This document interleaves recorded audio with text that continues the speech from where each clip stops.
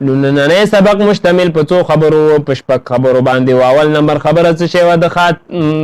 د خاتمې اجمالا خلاصا نو هغه علامه صاحب درته ذکر کړله چې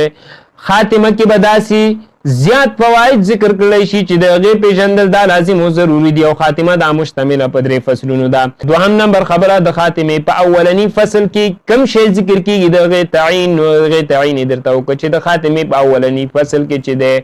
بیان د توابعو کېږي. دریم نمبر خبره د تابع تعریف یې درته ذکر کړ چې تابع دا څه ته ویلی کېږي نو درته وویلې چې تابع د هغه اسم ته وایي چې هغه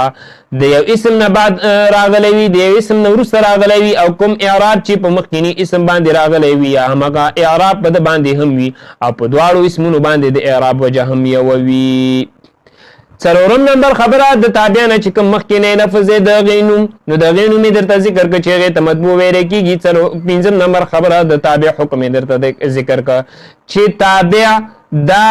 په اعراب کې همیشه لپاره دا موافق وي د مطبوع سره. شپږم نمبر خبره د تابع اقسام او تعداد درته ذکر کړه چې تابع دا په 5 قسمه باندې دی.